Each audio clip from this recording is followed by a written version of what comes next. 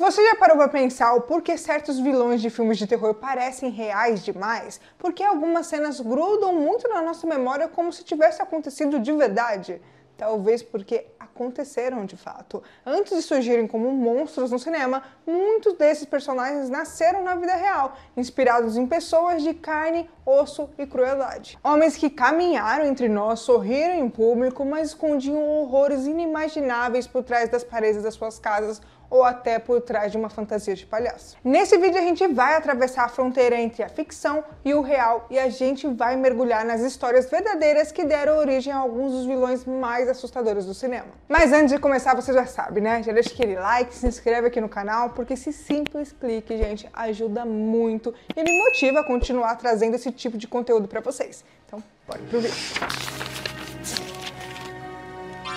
E aí pessoal, tudo bem com vocês? Se você não me conhece, acabou de chegar aqui no canal, bem-vindos, eu sou Tayla Moitinho. Bora começar então com Ed Gein, que é provavelmente o exemplo mais famoso de um serial killer que inspirou o cinema de terror e com razão. Nascido em 1906, na pequena cidade de Plainfield, Gein era um homem introvertido, solitário, que cresceu em um lar extremamente opressor, dominado pela sua mãe fanática religiosa chamada Augusta Gein. Ela acreditava que todas as mulheres, exceto ela, eram instrumentos do demônio e transmitiu esse pensamento doentio para o filho. Após a morte da mãe, o Ed Gein entrou em um processo de danificação mental, que culminou em crimes absolutamente macabros. Em 1957, a polícia estava investigando o desaparecimento de uma mulher chamada Bernice Worden, e as pistas estavam levando até a fazenda isolada de Gein, onde os investigadores se depararam com uma cena muito macabra. E mais chocante de tudo isso, galera, é que dentro da casa foi encontrado móveis com objetos feitos de partes humanas, abajures e assentos de cadeira cobertos com pele,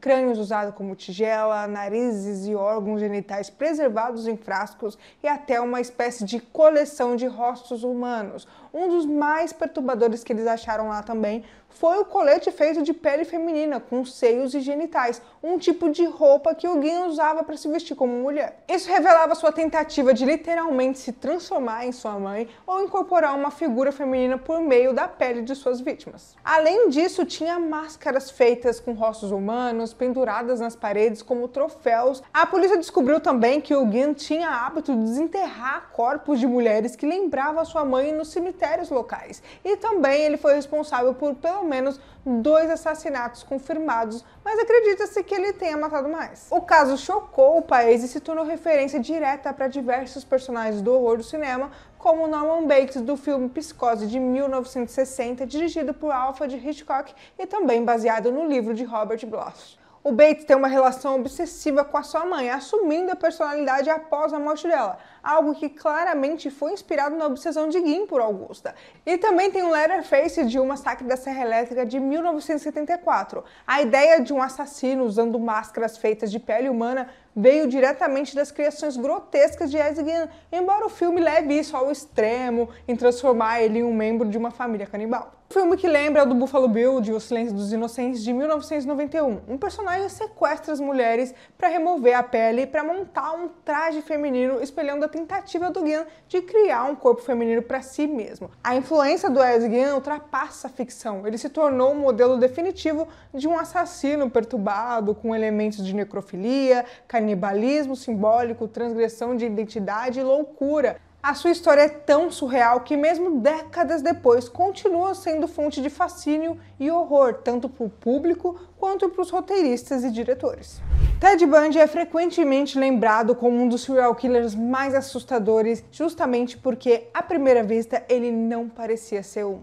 Nascido em 1946 nos Estados Unidos, Bundy era um homem que tinha uma aparência agradável, carismático, articulado e inteligente, características que ele usava como ferramentas para atrair e manipular também as suas vítimas. Durante a década de 1970, o Bundy aterrorizou diversos estados norte-americanos, cometendo uma série de crimes brutais contra mulheres jovens. O modus operandi do Bundy era frio e calculado. Ele frequentemente fingia estar machucado e com o braço engessado, ou até usando muletas para despertar uma certa compaixão. Ele se aproximava das vítimas em locais públicos, como biblioteca e estacionamentos de faculdade, pedindo ajuda para carregar livros ou colocar algo no carro. Quando a vítima se aproximava, ele golpeava e colocava dentro do veículo, onde iniciava o verdadeiro horror.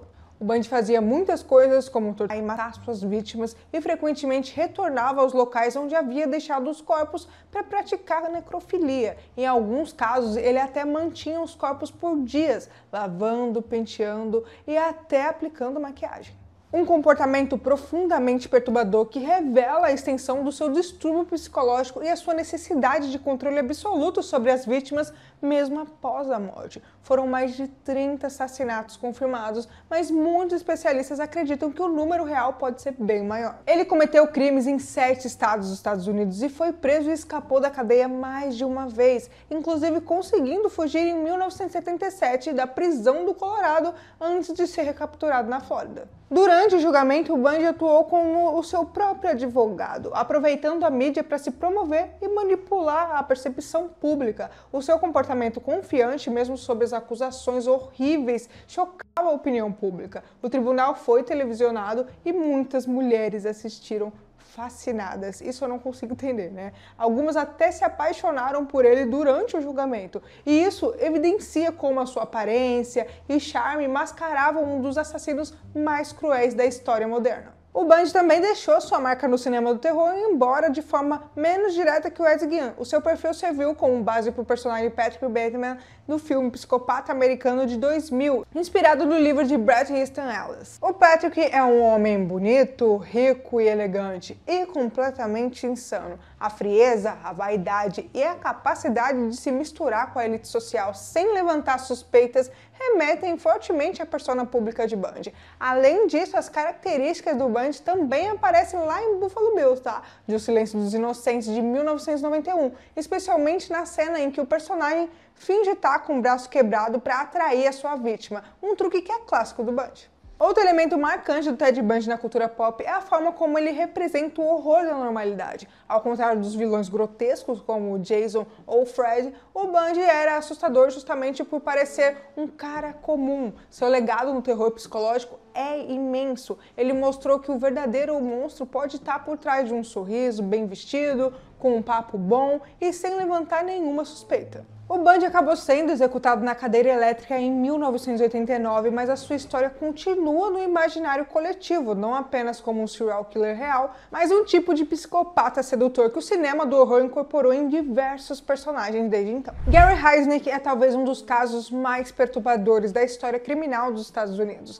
não apenas pela brutalidade de seus crimes, mas pelo cenário grotesco em que eles ocorreram, no porão de sua casa. Nascido em 1943, o Heisnick teve uma infância difícil e conturbada, marcada por alegações de abuso e problemas psicológicos. Já na vida adulta, ele demonstrava uma inteligência incomum, chegou a ser aceito no exército e mais tarde fundou sua própria igreja, chamada Igreja Unida dos Ministérios de Deus, o que usou como fachada para os seus crimes. Entre 1986 e 1987, na cidade da Filadélfia, o Heisnick sequestrou 6 mulheres e as manteve presas em um porão, em condições horríveis. E ele escolhia as vítimas vulneráveis, geralmente mulheres em situação de rua, e as trancava em um poço cavado no chão, coberto por uma pesada tampa de madeira. O local era escuro, abafado, sem ventilação ou higiene, com correntes, baldes para necessidades fisiológicas e comida racionada. O Heisnick abusava fisicamente e psicologicamente das vítimas, e quando elas não obedeciam às ordens dele, ele agia com muita crueldade. Uma das suas táticas mais monstruosas foi dar descarga elétrica nas mulheres com fios conectados a tomadas, como forma de castigo, uma prática que resultou na morte de uma das vítimas, chamada Deborah Dudley. Após matá-la, o Heisnick jogou o corpo em uma floreira com ácido, tentando dissolvê-lo para que o cheiro não chamasse atenção. E a crueldade dele não parou por aí. Outra vítima, chamada Sandra Lindsay, morreu de fome após ser acorrentada e deixada sem cuidados. Para se livrar do corpo, Heisnick esquartejou a Lindsay e cozinhou as partes do seu corpo, misturando ao resto de ração de cachorro. E ele alimentava outras vítimas com essa mistura sem que elas soubessem exatamente o que estava acontecendo. Isso levou a especulações de que ele praticava canibalismo canibalismo indireto, tornando o caso ainda mais macabro. Apesar do cenário de horror, uma das mulheres, chamada Josefina, conseguiu ganhar a confiança do Heisnik ao fingir submissão. Com o tempo, ele começou a deixá-la sair do porão e até acompanhar ela em passeios, e a Josefina aproveitou essa chance para conseguir fugir, indo direto para a polícia. Graças ao seu testemunho, as autoridades invadiram a casa e libertaram outras 3 vítimas que ainda estavam vivas no porão. Gary Heisnik foi preso em 1987, julgado e condenado à morte, e ele foi executado por injeção letal em 1999. O caso dele acabou causando um enorme choque no público e inspirou diretamente personagens de filmes de terror. O exemplo mais evidente da sua influência é o personagem Buffalo Bill do filme O Silêncio dos Inocentes de 1991, que eu já falei de outros casos aqui. O Bill sequestra mulheres, mantém elas no poço escuro na sua casa e submete ela a terror psicológico, paralelo direto com os métodos do Heisnik. Assim como o assassino real, o personagem vê as suas vítimas como objetos reduzidas à função de servir os seus desejos e planos insanos. E a figura do Gary Heisnik representa um dos tipos mais temidos do filme de terror. O sequestrador típico com uma masmorra secreta, onde reina o abuso e a desumanização. A ideia de alguém ser raptado e ser mantido escondido por meses sofrendo torturas constantes. Danny Rowland, também conhecido como Estripador de Gainesville, foi o responsável por uma das séries de assassinatos mais brutais e marcantes da década de 1990. Os seus crimes chocaram os Estados Unidos pela violência extrema, pelos elementos ritualísticos e pelo terror que se espalharam entre os estudantes universitários da Flórida. Nascido em 1954, Rowland teve uma infância traumática marcada por abusos físicos e psicológicos por parte do pai, um policial que é severo e controlador. E ele acabou crescendo instável emocionalmente, envolvido com furtos, invasões e pequenas infrações desde jovem. Com o tempo, o seu comportamento se agravou, desenvolvendo transtorno de personalidade e tendências psicopatas. Em agosto de 1990, o Danny Rowland iniciou uma sequência de assassinatos em Gainesville, uma cidade universitária na Flórida. Em apenas 4 dias, ele assassinou 5 estudantes universitários, 4 mulheres e 1 homem. E as cenas dos crimes foram cuidadosamente encenadas, como se ele quisesse transformar os assassinatos em uma espécie de obra macabra. O modus operandi de Rowling era meticuloso e cruel. Ele invadia o apartamento das vítimas durante a noite usando uma faca de caça e, após imobilizar suas vítimas, ele assassinava brutalmente e, em muitos casos, a posicionava de forma estranha, geralmente com os corpos nus e expostos de maneira bem provocativa. Algumas das mulheres tiveram os seios removidos e os corpos mutilados, e ele chegava a colocar espelhos do lado dos cadáveres para refletir a cena, um detalhe que deixou claro seu sadismo e necessidade de controle. E a cidade acabou entrando em pânico, estudantes abandonaram dormitórios, universidades cancelaram aulas e a mídia local e nacional passou a cobrir os crimes com intensidade. Durante a semana, Gainesville viveu um estado de alerta sem saber quando ou onde o assassino ia atacar novamente. Apesar da brutalidade dos crimes, o Rowling conseguiu escapar por algum tempo, mas acabou sendo preso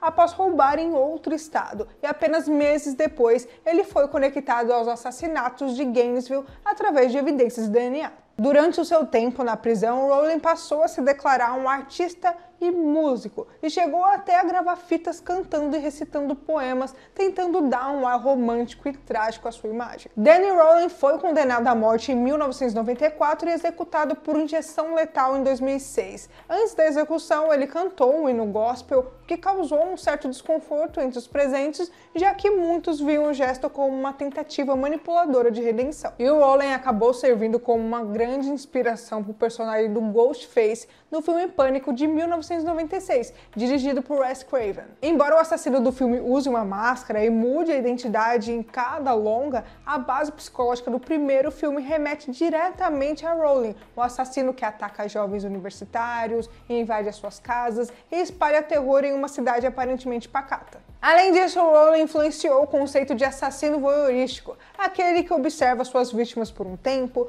planeja cuidadosamente os ataques e deseja deixar uma marca artística ou ritualística. O medo de estar sendo observado, de ter a sua casa invadida durante a noite, de ser atacado por alguém que parece invisível, tudo isso é intensificado pela figura do Daniel Rollins. O seu legado macabro transcende o crime real e penetrou na cultura pop como uma das bases psicológicas mais intensas dos vilões do cinema slasher moderno. E ele incorporou não apenas o terror físico, mas também psicológico, o medo de ser caçado sem saber. Quem aí tem medo de palhaços? Talvez você devesse, tá? Porque o John Wayne Gacy transformou esse símbolo de alegria em um presságio de morte. Nos anos 70, o Gacy era visto como um típico americano exemplar. Empresário, ativo na comunidade e até vestiu uma fantasia de palhaço para animar festas infantis e visitar hospitais. O rosto pintado de branco, típico palhaço alegre. Mas por trás de toda essa maquiagem tinha um segredo indescritível e monstruoso.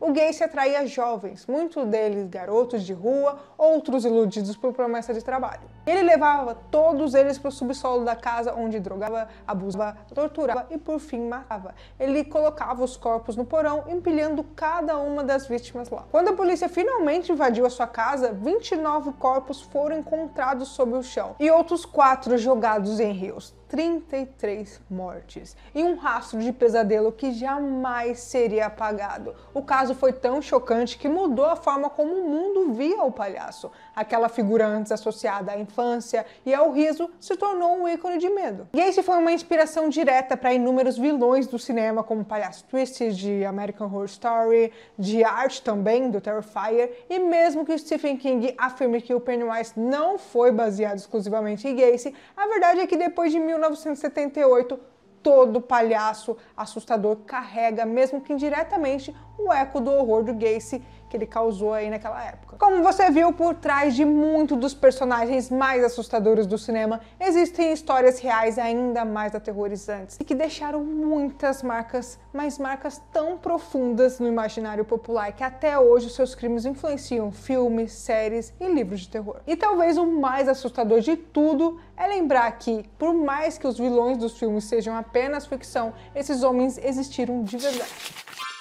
Mas me conta aqui nos comentários qual deles você achou mais chocante dos casos. Me conta aqui que eu quero saber. E se você ficou até aqui, já deixa o seu like, se inscreve aqui no canal e já me segue lá no Instagram pra ficar por dentro das novidades sobre filmes e séries. Galera, um recadinho rápido aqui pra vocês. Agora aqui no canal tem um clube de membros aqui no YouTube mesmo, então se você gosta do que eu faço, quiser dar aquela força pro meu trabalho continuar, é só dar uma olhadinha no link que vai estar aqui na descrição. E dependendo do nível de amigo, seu nome pode aparecer aqui na tela no próximo vídeo. Ah, e tem mais conteúdo incrível esperando por você, hein? É só clicar no vídeo que vai estar aparecendo aí na tela agora. E bom, por hoje é isso. Um grande abraço e até o próximo vídeo.